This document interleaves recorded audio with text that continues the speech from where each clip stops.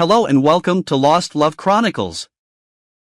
Dear listeners, before we get started, drop a quick hi in the comments and let us know where you're tuning in from. Also, if you have any suggestions for us to make the channel better, please let us know. Now let's start with the story. Calvin Whitaker didn't just walk through Harlem, he owned every block he stepped on. At 32, he had the kind of presence that made other men step aside and women take notice. 6'2" with shoulders broad enough to carry the weight of his neighborhood's respect, Calvin had built himself from nothing into something that mattered. He moved like a man who knew exactly who he was and what he was worth. Every nod from a corner hustler, every respectful glance from a rival crew, it all said the same thing: that's Calvin. Don't play with him. People spoke his name with a mix of fear and admiration. The barbershops told stories. The bodegas played his favorite tracks when he walked in. Even the cops knew not to come at him without backup or a plan. In his circle, Calvin wasn't just respected. He was the standard. "Yo, see, you hitting the spot tonight?" his boy Dre asked one evening, pulling up in a blacked-out Charger. Calvin smirked, sliding his Cartier shades down just enough to show his eyes. "Nah, not tonight. Got plans." Dre laughed, already knowing what that meant. "Bianca again?" Calvin didn't answer. He didn't have to. His silence said everything. Because Bianca Morales was the kind of woman who could make a player forget his own rules. And when Calvin fell, he fell hard enough to shatter everything he thought he knew about himself. He was a player in every sense of the word. He had 3 different women he'd take to 3 different restaurants on 3 different nights of the week. Mondays were for Kira's Steakhouse uptown. Wednesdays, he took Chanel to that trendy tapas place in Soho. Fridays were for Tia and late-night jazz in the Village. None of them overlapped. None of them got close. Calvin Whitaker kept things compartmentalized, clean, and controlled. He had a construction business, Whitaker Built and Company, that was legitimate enough to satisfy the IRS and profitable enough to afford him the lifestyle he wanted. He drove a matte black Range Rover, wore gold in a way that whispered wealth instead of shouting it, and vacationed in Tulum like clockwork. His crew respected him loyal to the core. His family? They loved him, prayed for him, bragged about him at every family function. His reputation? It always arrived 10 minutes before he did. Calvin Whitaker was untouchable, until the day he touched her. Bianca Morales was 30 years old and devastating in a way that should have come with a warning label. She wasn't just beautiful, she was strategically gorgeous. Every curve was calculated. Every smile was currency. And every man who thought he could handle her learned, fast, that Bianca Morales didn't get handled. Not by anybody. Calvin first saw her at Malcolm Barbershop on 125th Street. She wasn't there for a cut, she was there to collect. Her 10-year-old son Travis's father had been ducking child support payments again, and Bianca had cornered him in public, pressing him with the kind of poise that drew a silent crowd. "You always broke when it's time for your son, but never broke when it's time to floss for strangers," she said, arms crossed, voice sharp. Travis's father tried to defend himself, but Bianca wasn't having it. She didn't yell. She didn't flinch. Her words were ice-cold steel. Watching her, Calvin felt something unfamiliar tighten in his chest. When it was over, and the man all but shrank out the door, Calvin stood up from his chair, brushed the loose hairs from his cape, then walked over. "Excuse me," he said, his voice steady but tinged with something different, something real. "You handled that real smooth." Most people would have been screaming. Bianca turned to him, eyes cool and curious. She looked him up and down, taking inventory. The expensive construction boots, the clean fade, the leather band on his Rolex that matched his belt, and then his stance, the way he stood like he owned the floor beneath him. She liked what she saw. "Most people don't know how to get what they want without losing their dignity," she replied, her Brooklyn confidence turning every word into a challenge. And that's when it happened. That's when Calvin Whitaker, the player who'd never been played, fell completely and hopelessly in love. What happened next was a masterclass in how a smart man can make stupid decisions when his heart gets involved. Calvin, who'd never spent more than $300 on any woman, dropped $2,000 on Bianca's first birthday gift. Calvin, who had never introduced any woman to his family, brought Bianca to his grandmother's Sunday dinner after knowing her for just 3 weeks. His grandmother, Miss Thelma, side-eyed Bianca from the kitchen doorway, then whispered to Calvin as she passed him a tray of candied yams. "You bringing company now? Must be serious." Calvin just smiled. "She's different, Grandma." And he believed that. The man who'd built his entire reputation on never catching feelings was now walking around Harlem, holding Bianca's hand like a teenager with his first girlfriend. It wasn't just infatuation, it was transformation. One evening, they lay on his leather couch, the city lights flickering outside the tall windows of his apartment. Her head rested on his chest, her legs tangled with his. "You know what I like about you," Bianca said, fingers lazily tracing the line of his jaw. "You're not trying to impress me. You're just real." If Calvin had been thinking clearly, he might have recognized that line for what it was, the same line every player used when they were trying to make someone feel chosen. But Calvin wasn't thinking clearly anymore. He was thinking with his heart. And his heart was telling him that Bianca Morales was the missing piece he didn't even know he was looking for. Within 6 months, Calvin had moved Bianca and her son, Travis, into a beautiful house in Queens. He went from being the man who collected hearts to the man who gave his life completely to one. And Travis, he embraced that boy like he was his own flesh and blood. He taught him how to throw a football, helped him with math homework, showed up to his school events like he'd been there since day one. "Pops," Travis would call him, usually while tugging at his arm, flashing a gap-toothed smile. And every time Calvin heard it, he fell a little deeper into the fantasy. This was his family, his life, his forever. But here's what Calvin didn't know. While he was building a family, Bianca was building an exit strategy. Because Bianca Morales had expensive taste and even bigger dreams. Dreams that no legitimate income could keep pace with. She loved Calvin, yes. But she loved the idea of financial security even more. And when Whitaker-Bilton and Company couldn't keep up with her designer bags, luxury hair appointments, and fantasies of 5-star getaways to Miami and Dubai, she started planting seeds. One night, lying across his chest again, same spot, same view, Bianca ran her nails gently across his collarbone. "Baby," she murmured, soft but deliberate, "you know I love you, right?" Calvin nodded. "Of course." She sighed. "But love don't pay for the life I want us to have." That was the night she opened the door to her world. A world where fast money moved through underground networks. A world where people who knew the right people could turn thousands into hundreds of thousands almost overnight. A world where a legitimate construction business made the perfect cover. Calvin knew it was dangerous. Miss Thelma had raised him better. But when the woman you love starts slipping away because you can't give her what she wants, sometimes danger starts looking like necessity. Within a year, Calvin and Bianca were running a sophisticated operation that moved goods through construction sites across the city. Calvin's business became the perfect front. On the surface, Whitaker-Bilton and Company was thriving, contracts coming in, crews on sites, trucks moving across boroughs with clockwork precision. But underneath the scaffolding and permits, a much darker engine was humming.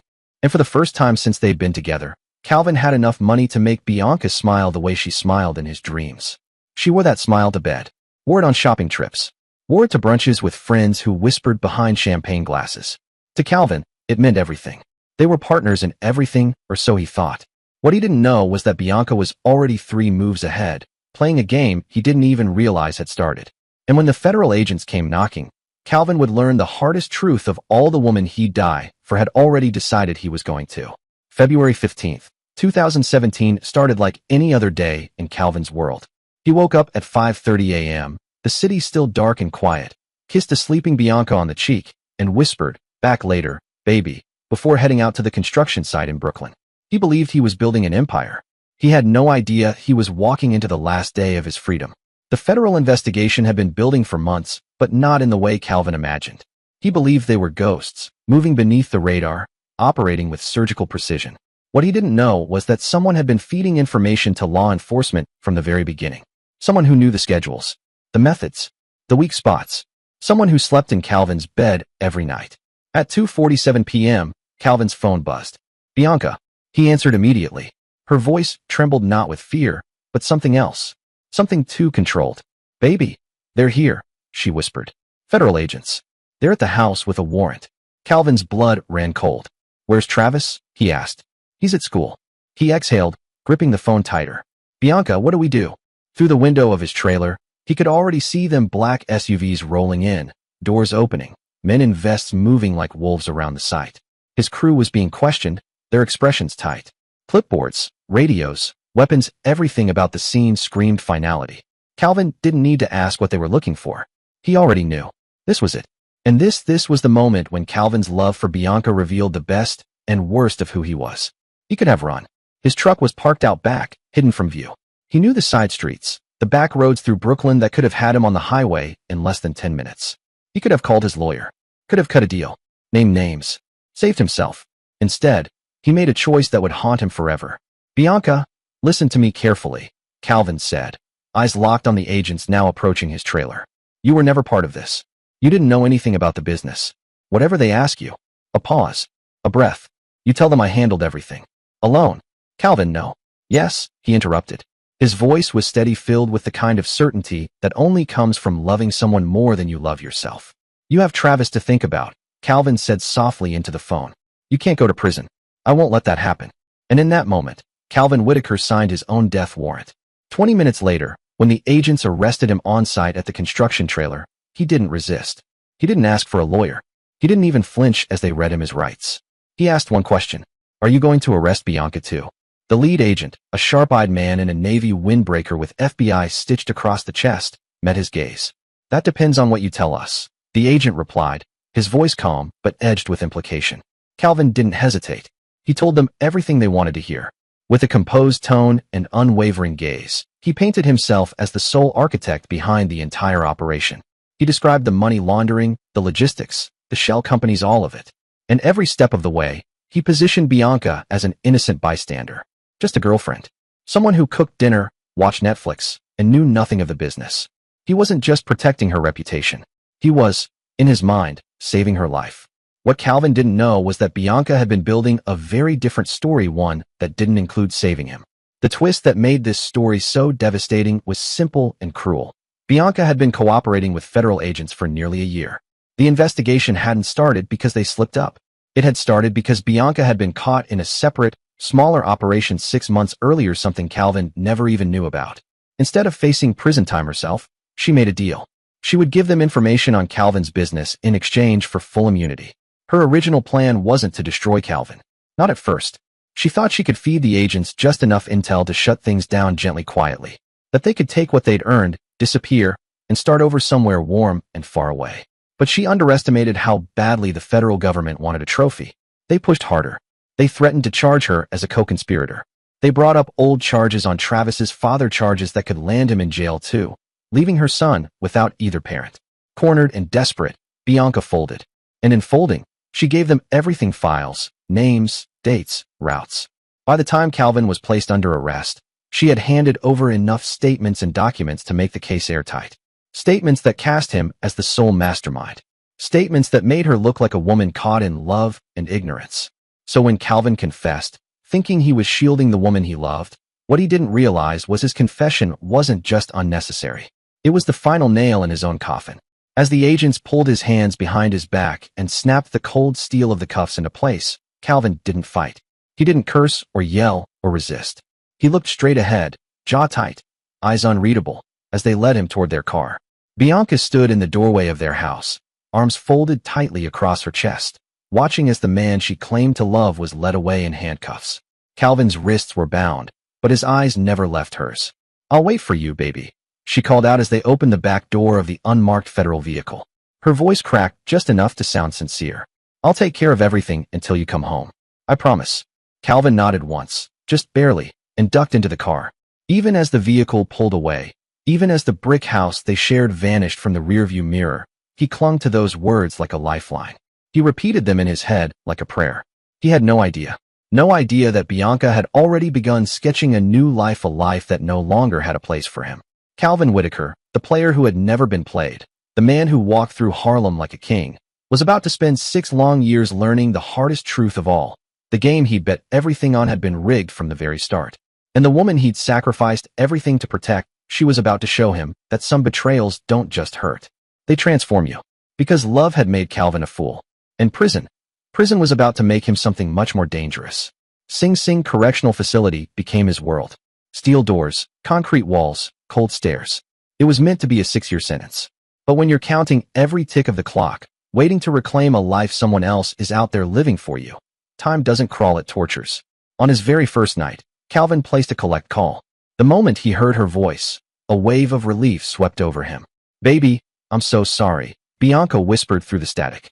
Her voice, trembling just enough, wrapped around him like a salve on a still bleeding wound. "This is all my fault." If only he knew how right she was. "Don't you dare blame yourself," Calvin said firmly, gripping the receiver tight.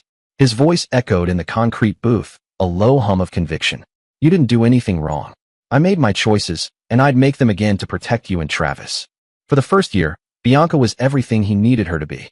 She showed up every other weekend, dressed in neutral tones, and wearing the same perfume he'd bought her the previous Christmas. She brought photos of Travis at soccer games, school functions, birthday parties, little slices of the life he was missing. She updated him on the house, the neighborhood, the dog. She made deposits into his commissary account like clockwork, always with a little note. I got you, baby.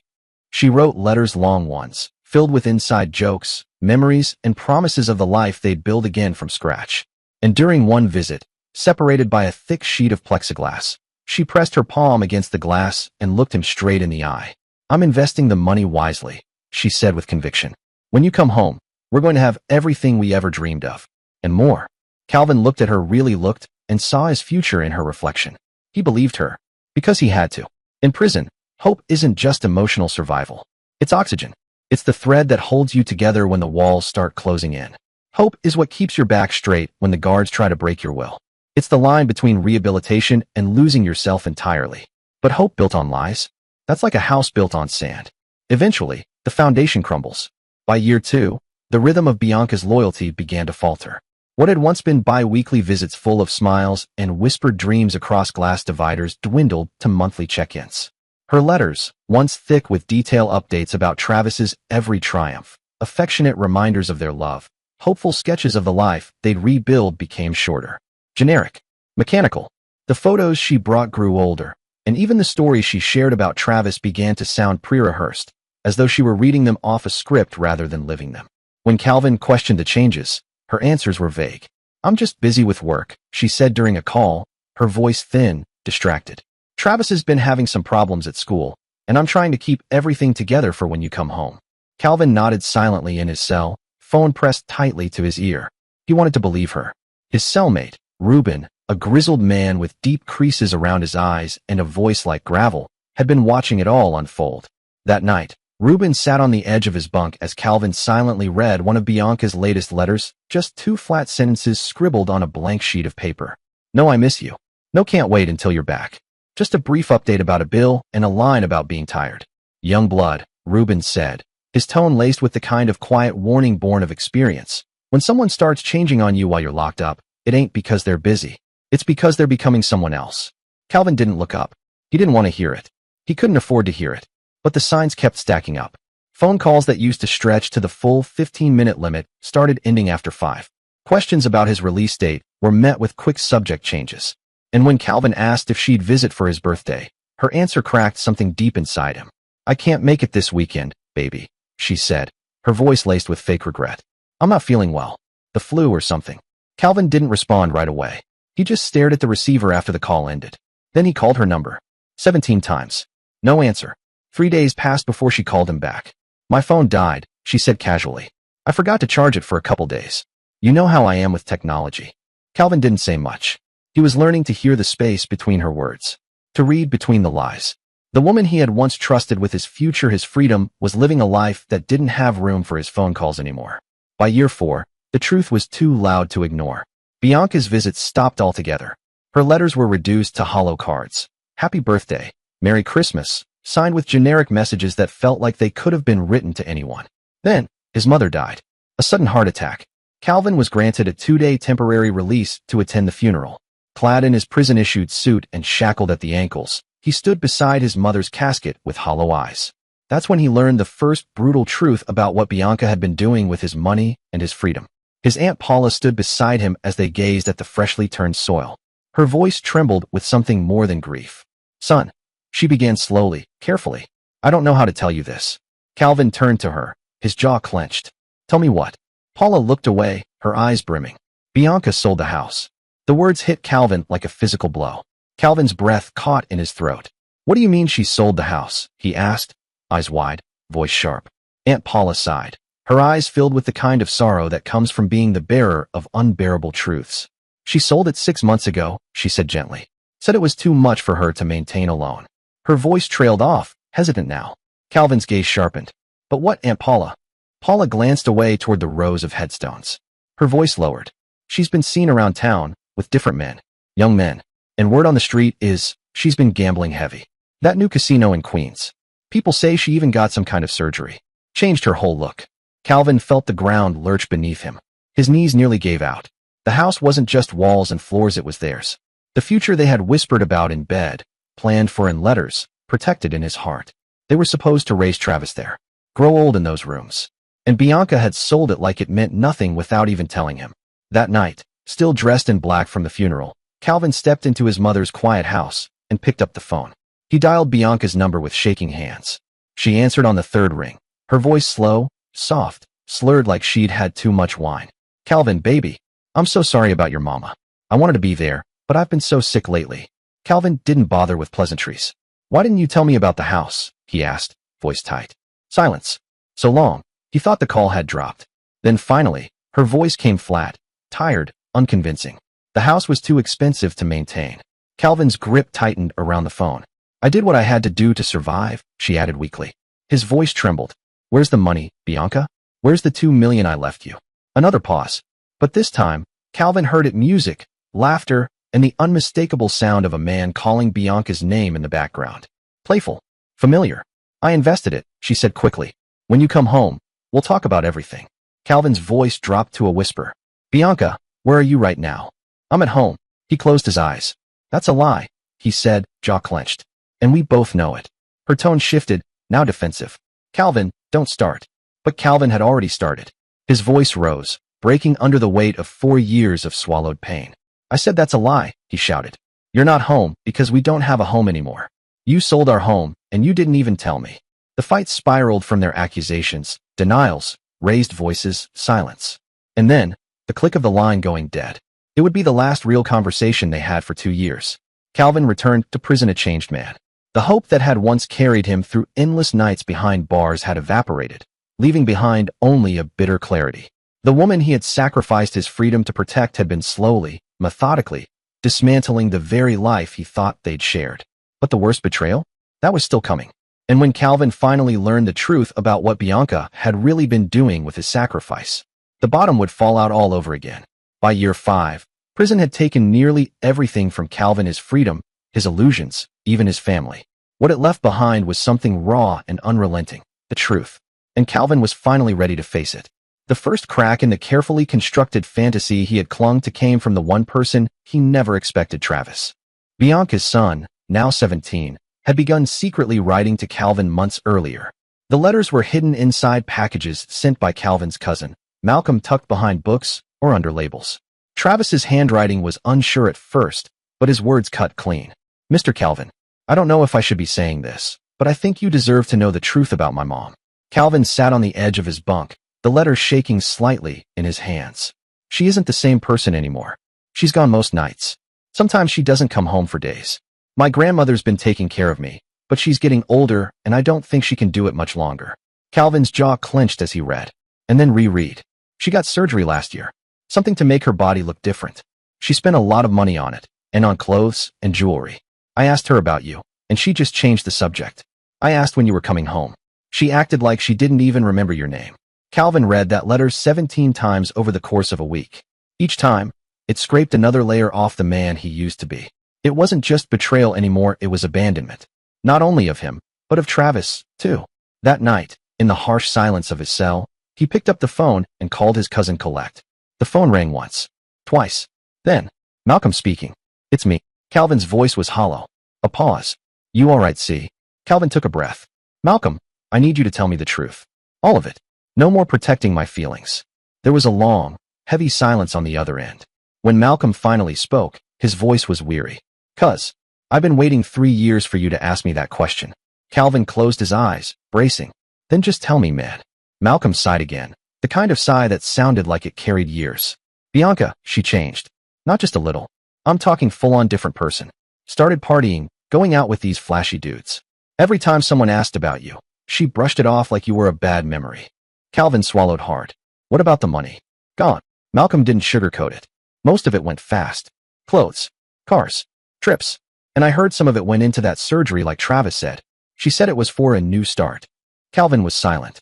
The kind of silence that came just before a soul snapped in half. Then Malcolm said it. "Calvin, man, there's something else." Calvin's hand tightened around the prison-issued phone receiver as Malcolm's words echoed in his ear. "Something I really didn't want to tell you over the phone, but I can't let you come home blind to what really happened." Calvin's voice was quiet but firm. "Just tell me, Malcolm." There was no hesitation this time. "Bianca's been working with the feds. The whole time you were together. Not just when you got arrested, the whole damn time." The words didn't register at first. "What?" Your old caseworker let it slip. Said something about your release and how Bianca's cooperation file had helped keep the pressure off. She's been feeding them information. Not just on you, but on other people in the neighborhood too. People who trusted her. People who thought she was your girl. The receiver slipped from Calvin's hand. It hit the concrete wall with a hollow clatter, swinging on the cord. He stared at it, his mind spinning. Everything, his arrest, his plea deal, the years behind bars, all of it rooted in lies. Bianca hadn't just betrayed him after the arrest. She'd been betraying him from the very beginning. That night, Calvin didn't sleep. He lay on his bunk in the dim, flickering light of the cell block, eyes locked on the stained ceiling, seeing nothing but scenes from a life that now felt foreign. The night they first met. The whispered promises. The look in her eyes when she told him she loved him. All of it replayed through this new, brutal lens. October 12, 2023. After 6 years, 2 months, and 14 days, Calvin Whitaker stepped through the gates of Sing Sing Correctional Facility. He carried his entire life in a brown paper bag, a pair of scuffed boots, a tattered photo of Travis, and a folder of prison documents. He wore jeans that hung loosely from a frame that had hardened over time, and a sweatshirt faded from too many washes. His cousin Malcolm was waiting at the curb, leaning against a used sedan, his expression caught somewhere between relief and concern. He opened his arms. "Welcome home, cuz." Calvin accepted the hug stiffly, his posture still military tight. There was no warmth in his eyes. "You look good," Malcolm said carefully. Calvin nodded once. His face was older, more angular. Prison hadn't just taken years, it had reshaped him. His body was leaner, stronger, but there was something in his eyes now that hadn't been there before. A stillness. A chill.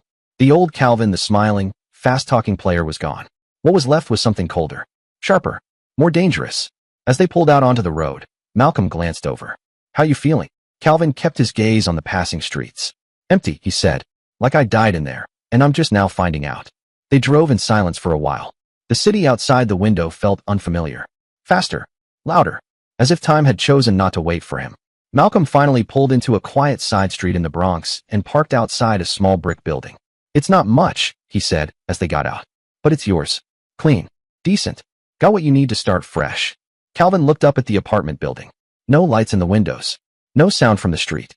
"It's not near Queens," Malcolm added, unlocking the door. "Didn't want you anywhere close to where Bianca had last been living." As they climbed the narrow stairs to the second-floor apartment, Malcolm kept his tone casual, trying to ease the weight of the moment. "I found you a job," he said, pausing just long enough for Calvin to register the words. "Construction gig in Manhattan. The foreman knows your situation and he's willing to give you a chance." Calvin nodded, his face blank. His body was present, but his mind was elsewhere. "Thanks," he muttered. But it wasn't work that consumed him. When they reached the top of the stairs, Calvin stopped. His voice came low and direct. "Where is she, Malcolm?" Malcolm froze. He had been waiting for this question, dreading it, but the moment still hit like a hammer. "Calvin, man, you need to focus on rebuilding your life. She's not your problem anymore."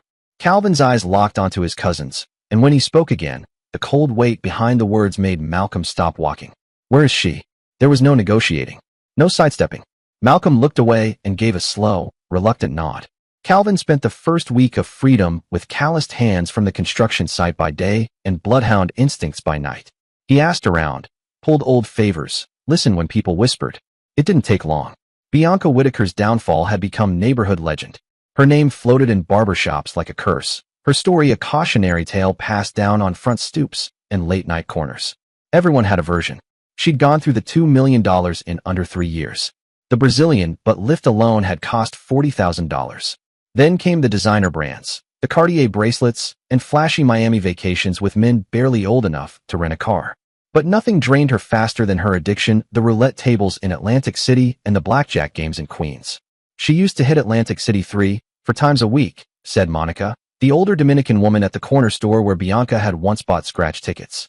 She stood behind the register, shaking her head, always talking about the next big win, like she was chasing a ghost. Never wanted to hear when we told her to stop. But all of that, Bianca's self-destruction, the wasted money, the endless gambling, paled in comparison to what Calvin learned next. Travis, Bianca's son, now a senior in high school, and by all accounts, he'd been raising himself for the past 2 years, working part-time to help his aging grandmother pay bills, keeping his grades up, already accepted into community college, all without his mother's help. Calvin finally tracked him down at his grandmother's modest 2-bedroom home in the Bronx. The porch light flickered overhead as he knocked. When the door opened, it was Travis standing there, taller now, lean, with his mother's eyes but none of her carelessness. His face was calm, composed. He stepped outside, closing the door behind him to speak privately. "Mr. Calvin," Travis said, his voice steady. "I want you to know that what happened to you, it wasn't right." Calvin didn't say anything. His throat was tight. Travis looked down, then back up again, holding his gaze. There was something aged behind those young eyes. "My mom, she's not well. She hasn't been well for a long time." Calvin's voice was calm, almost too calm. "Where is she now?" Travis's expression shifted, his jaw tightening as he looked away for a second. "She's been living in her car the past month," he said quietly. "Sometimes she parks outside the old house you used to share, just sits there for hours. I think she's finally realizing what she threw away." He looked back at Calvin, his voice barely audible. "But it's too late now." That night, Calvin found himself behind the wheel of Malcolm's borrowed Honda, parked down the street from the house he had once bought for Bianca. It didn't look the same. Someone had painted it a pale blue, added a modest flower garden in the front. But it still stood as the monument to everything he'd worked for and everything he'd lost. Across the street, under the sick yellow glow of a broken streetlight, sat a beat-up silver Toyota Camry. It sagged slightly on the left side, rust spotting the edges of the hood. Inside, a shadow barely moved in the driver's seat. Calvin sat there for 20 minutes, unmoving. Part of him wanted to turn the ignition and drive far away, never look back. Part of him wanted to rip open the car door and demand answers. But mostly, what he felt was rage. Cold, unblinking rage. It wasn't the firebrand kind that flared and burned out. It was something harder, more patient, more dangerous. Eventually, he stepped out into the quiet street and walked slowly toward the Camry. His footsteps echoed softly in the suburban silence. When he reached the window, he tapped once. The figure inside jumped like she'd been jolted with electricity. Slowly, the window rolled down. It was Bianca, but not the Bianca he remembered. 6 years had ravaged her. The expensive surgeries she'd once boasted about now seemed ill-fitting on a face that had aged faster than her years. Her once flawless hair was tied into a loose, greasy ponytail. The vibrant woman who used to light up a room now looked tired, gaunt-faced. Her eyes were red and swollen. "Calvin," she whispered, staring at him like he was a ghost. He didn't blink. "Bianca." They stared at each other, 6 years of betrayal, silence, and memory hanging in the space between them.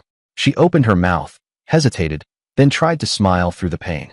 "You look, different," Calvin finished for her, voice flat. "Yeah," he added. "Prison will do that to you." There was a long silence. "Can we talk?" she asked, her voice trembling with something that might have been sincerity or fear. Calvin opened the passenger door and climbed in. The smell hit him instantly: fast food wrappers, stale body spray, and something older, more desperate. In the back seat, garbage bags were crammed full, overstuffed and misshapen, her entire life, packed into plastic. Bianca glanced at the bags with a broken smile. "This is what's left," she said. "This car and those bags." Calvin's eyes stayed fixed ahead. "What happened to the money, Bianca?" She laughed, then not joyfully, not even cruelly. Just bitter, cracked laughter that came from the hollowed-out center of who she used to be. "I spent it," she said, her voice low, "trying to become someone I thought I wanted to be." And then, finally, Bianca confessed everything. Calvin sat in the passenger seat of Bianca's car, the silence between them thick with years of pain and unspoken truth. She stared out the windshield, blinking fast, before finally speaking in a trembling voice. "The gambling, the men, the surgeries that left me feeling fake inside." Bianca's voice cracked. "I destroyed the best thing that ever happened to me." Tears spilled down her cheeks as she looked at him. "I took your love for granted." Calvin stared ahead, jaw clenched, voice low. "But you can't come back to it." Bianca turned to him, desperation in her eyes, her voice low. "Do you think we could start over? I'm different now." Calvin's laugh came sharp and cold, void of warmth. "Start over," he repeated. "With the woman who sold our house, who worked with the feds, who destroyed my life." Bianca sobbed. "I made mistakes." His voice exploded, finally unchained after 6 long years. "You made choices," Calvin shouted. "Every damn day for 6 years, you chose to betray everything I sacrificed for. I went to prison for you. I gave up my freedom, my family, my mother died, and you didn't even come to her funeral." His hand moved suddenly. From under his jacket, he pulled out a gun. His whole body trembled as tears poured down his face. "Calvin," Bianca gasped, her hand reaching for the door handle. "No, wait." In an instant, the confined space turned into chaos. Bianca lunged. They struggled, the tight quarters making everything frantic and desperate. And then, bang! Bianca slumped forward, her body going limp. Blood bloomed across her shirt, soaking into the fabric. Calvin sat still, shaking, the gun slipping from his grip onto the floor. For minutes passed. He didn't move. Sirens grew louder. When the police arrived and yanked the door open, Calvin didn't resist. As they cuffed him, he said only one thing, through his tears. I loved her more than life itself, and she killed me for it. So I returned the favor. The story exploded online within hours. Social media split down the middle. Some called Calvin a broken man, pushed too far by betrayal. Others labeled him a murderer, claiming his actions were the ultimate act of control. The trial moved quickly. Calvin pled guilty to voluntary manslaughter, taking full responsibility for Bianca's death. But he insisted, I didn't mean to kill her. I just broke. His defense attorney argued that years of betrayal, manipulation, and emotional abandonment had fractured his ability to think rationally. The prosecution painted a darker picture that Calvin had planned Bianca's death the moment he learned the full extent of her betrayal. The truth, like always, sat somewhere in the middle. The court sentenced Calvin to 15 years in prison, with eligibility for parole in 10. He would be 49. As officers led him away in cuffs, Travis sat in the courtroom gallery, older now, wiser, quieter. He watched the man who'd once been a father to him disappear behind bars once again. Today, Calvin sits in a different prison cell, serving a different sentence. The man who once walked Harlem's streets with swagger and confidence, who once commanded respect with a nod or a whisper, now sat in a sterile counseling room, wearing a prison-issued sweatshirt and sneakers that barely clung to their soles. The walls were pale, the lights dim, but not enough to hide the haunted look in Calvin Whitaker's eyes. He stared at the floor, fingers clenched together as he spoke to a therapist who was too young to understand what Harlem had once meant. I thought love meant sacrificing everything, Calvin said, his voice low but steady. That real love meant protecting someone no matter the cost. But now, I think real love means letting people make their own choices, even when they hurt you. The therapist, a woman with soft features and a patient tone, leaned forward. And what would you say real love looks like now to you? Calvin exhaled, the breath long and bitter. It means walking away when staying becomes toxic. It means knowing when to stop giving pieces of yourself to someone who's just going to burn them. It means not going to prison to protect a lie. But those lessons had come too late. Too late to save Bianca Morales. Too late to stop the spiral that turned love into rage and trust into blood. Now, Calvin sat through anger management classes, victim advocacy workshops, and endless psychological evaluations. Not because he was trying to shorten his sentence, he'd already accepted what lay ahead, but because understanding the wreckage helped him carry its weight. Outside the prison, Bianca's name became shorthand for downfall. Inside, Calvin's story turned into something else, a study in contradiction. A case file filled with love letters, court transcripts, and mugshots. His story forced uncomfortable questions. Was Calvin a man broken by betrayal, or a possessive lover who couldn't let go? Was Bianca a manipulative survivor, or a woman who cracked under pressure? The truth refused to take sides. In many ways, they were both victims, and both perpetrators, of a love story built on weak foundations and maintained by silence, denial, and desperate hope. Calvin was a player who got played by the only game he never learned how to win, the game of the heart. And so there it is, Calvin and Bianca's story. A love story that unraveled into a cautionary tale. About loving too hard. About trusting too blindly. About sacrificing everything for someone who was never willing to do the same. And somewhere, someone watching may recognize a piece of their own life. Because there are people who will see themselves in this story. Dear listeners, please share your thoughts in the comments section below and don't forget to like, share, and subscribe.